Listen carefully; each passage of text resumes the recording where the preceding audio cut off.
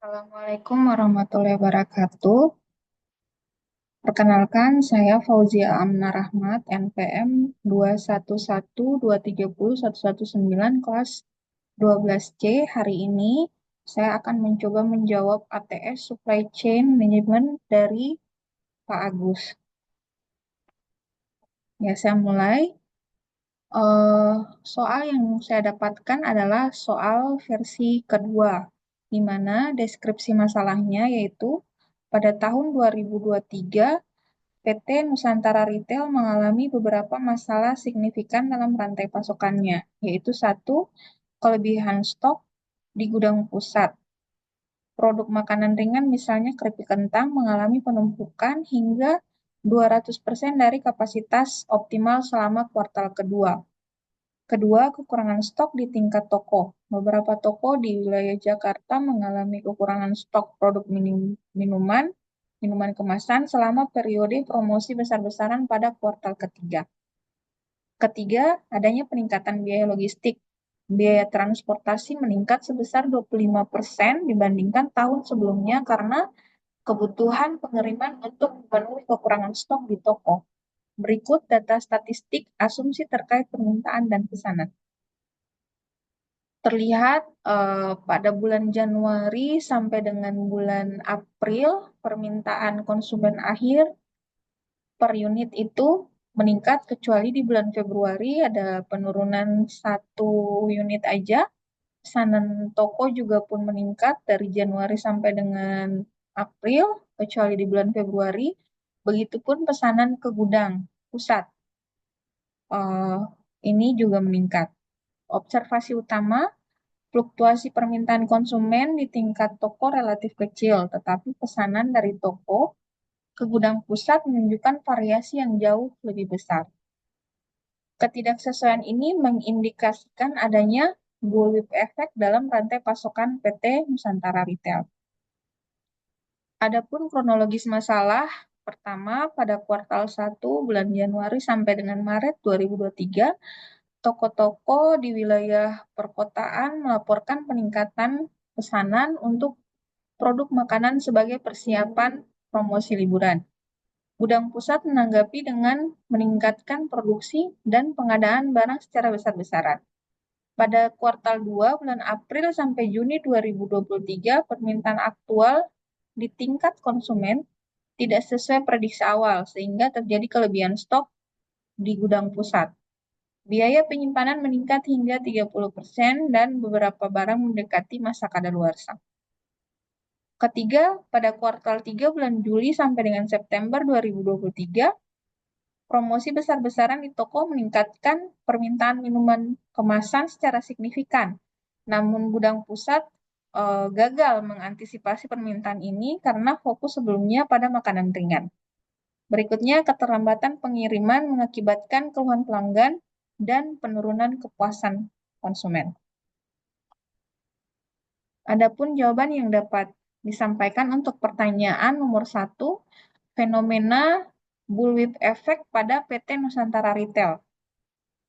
Bullwhip effect pada PT Nusantara Retail yang terjadi adalah adanya rantai pasokan yang menggambarkan fluktuasi permintaan atau demand dari konsumen akhir, pesanan toko, sampai pesanan gudang dengan jumlah yang bervariasi yang dari bulan ke bulan makin meningkat, sehingga terjadinya bullwhip effect. Suatu keadaan yang terjadi dalam supply chain, di mana permintaan dari customer mengalami perubahan, baik semakin banyak ataupun semakin sedikit. Perubahan ini menyebabkan distorsi permintaan dari setiap stage supply chain. Hal ini bisa terjadi akibat penyimpangan informasi dalam rantai pasok. Penyimpangan ini membuat permintaan dari konsumen ke retailer lalu ke pemasok menjadi tidak akurat. Akibatnya, perusahaan ini cenderung menimbun persediaan dalam jumlah besar yang dapat menyebabkan berbagai masalah. Dampak dari bullwhip effect ini bisa berupa persediaan berlebihan, pos yang berlebih yang seharusnya tidak diperlukan, layanan pelanggan yang buruk, dan waktu simpan yang panjang, sehingga meningkatkan over cost. Kedua, Identifikasi penyebab utama masalah fluktuasi permintaan dalam rantai pasokan PT Nusantara Retail. 1. Promosi dan diskon. Adanya peningkatan pesanan untuk makanan ringan dikarenakan memasuki waktu liburan, sehingga diadakan promosi dan gudang pusat PT Nusantara meningkatkan produksi secara besar-besaran tanpa memprediksi kebutuhan pelanggan. Kedua, adanya permintaan yang tidak akurat, sehingga terjadi kelebihan stok yang mengakibatkan biaya penyimpanan meningkat dan memungkinkan adanya barang yang memasuki masa kadaluarsa. Ketiga, keterlambatan pengiriman minuman kemasan dikarenakan ada promosi besar-besaran untuk minuman kemasan yang mengakibatkan peningkatan permintaan di mana PT Nusantara Retail awalnya fokus pada makanan ringan saja, sehingga produk minuman kemasan mengalami keterlambatan kiriman yang mengakibatkan adanya keluhan pelanggan yang berdampak pada kepuasan konsumen. Berikut yang nomor 3 adalah menganalisis data statistik PT Nusantara Retail. Data statistik ini kita bentuk dalam diagram sesuai dengan data pada awal di depan slide sebelumnya, antara demand dengan waktu dari Januari sampai dengan April, permintaan konsumen akhir bisa terlihat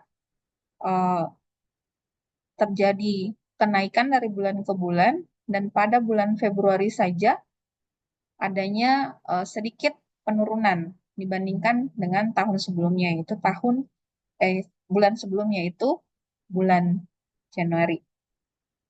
Ini merupakan gambar untuk pesanan toko, hampir sama dengan slide sebelumnya.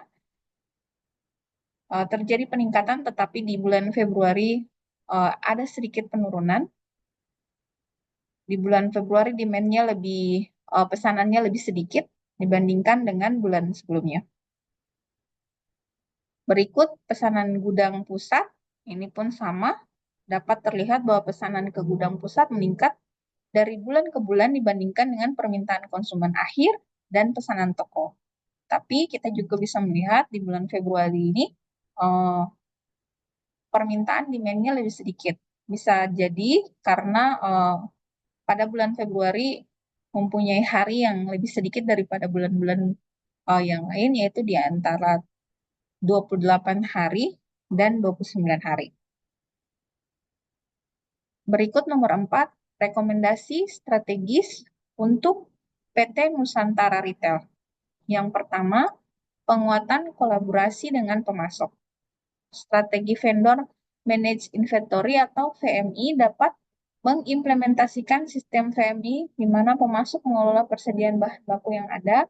Dengan cara ini, pemasok memiliki tanggung jawab untuk menjaga tingkat persediaan sesuai dengan kebutuhan yang akan mengurangi risiko keterlambatan pengiriman dan memastikan bahan baku tersedia tepat waktu. Kemudian, peningkatan komunikasi. Perusahaan harus memperbaiki saluran komunikasi dengan pemasok.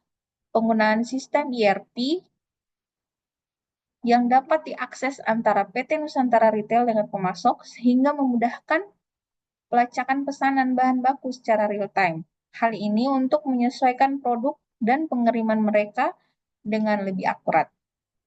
Berikut MOU dan kontrak jangka panjang untuk memitigasi ketergantungan pada pemasok agar kapasitas pasokan stabil dan jaminan pengiriman lebih tepat waktu. Kedua, penerapan sistem perencanaan dan peramalan yang lebih baik, yaitu Collaborative Planning, Forecasting, and Replenishment atau CPFR untuk menghindari ketidaksesuaian antara produk dan pengadaan bahan baku dapat melibatkan kolaborasi antara tim produksi, pengadaan, dan pemasok dalam merencanakan kebutuhan berdasarkan permintaan pelanggan dan data historis. Ketiga, pengelolaan persediaan yang lebih efisien.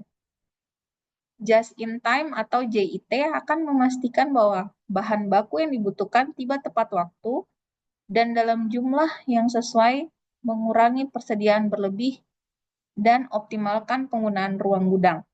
Dengan demikian, persediaan yang berlebih dapat dikurangi sehingga PT Nusantara Retail hanya akan menyimpan barang yang benar-benar diperlukan. Safety stock dan reorder point. Meskipun penerapan JIT bisa mengurangi kebutuhan stok, Nusantara Retail harus memiliki safety stock untuk mengantisipasi ketidaktentuan pengiriman dan permintaan.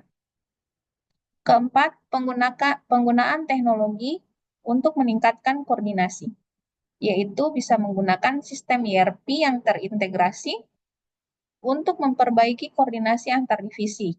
PT Nusantara Retail harus mengintegrasikan seluruh rantai pasokan dalam satu sistem ERP yang dapat diakses semua pihak. Berikutnya, platform kolaborasi digital. Penggunaan platform kolaborasi digital seperti Microsoft atau Trello untuk komunikasi antara divisi sehingga minimalkan potensi miskomunikasi. Kelima, optimasi proses pengiriman. Penjadwalan pengiriman yang lebih baik sehingga perlu bekerja sama dengan perusahaan logistik untuk merancang jadwal pengiriman yang lebih efisien dan dapat diprediksi. Selain itu, perusahaan logistik yang diajak kerjasama harus memiliki kapabilitas yang baik dalam memenuhi tenggat waktu pengiriman dan mampu menangani permintaan dalam volume yang besar. Berikut penggunaan sistem tracking pengiriman.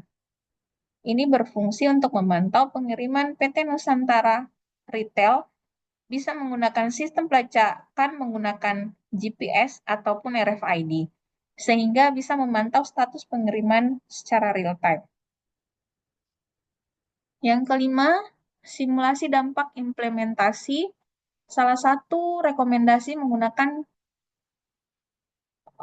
solusi yang diberikan. Setelah implementasi solusi, dampak beberapa rekomendasi adalah karena menggunakan CPFR, pengadaan bahan baku akan lebih cepat. Persediaan yang berlebihan dapat berkurang sekitar 30-35% sehingga kekurangan stok dapat diminimalkan. Biaya operasional dapat berkurang dikarenakan tidak ada biaya simpan dan dapat menghemat biaya operasional tiap tahun. Kepuasan pelanggan membaik dan meningkat sehingga pelanggan menjadi loyal. Berikut tabel ringkasan perubahan setelah implementasi rekomendasi solusi. Bisa terlihat ada indikator lead time pengadaan barang atau bahan baku. Sebelum solusi itu bisa 15 hari, setelah menggunakan solusi sebelumnya itu bisa mencapai 7-8 hari. Perubahannya 20-50%. Kemudian persediaan barang makanan ringan dan minuman kaleng sebelum solusi itu terjadi penumpukan untuk minuman kaleng 200%. Sehingga setelah solusi 50% lebih sedikit sehingga perubahannya itu minus 150%. Biaya operasionalnya berkurang dan kepuasan pelanggan menjadi meningkat. Demikian hasil pemaparan ATS saya. Wabillahi taufiq wal hidayah. Wassalamualaikum warahmatullahi wabarakatuh.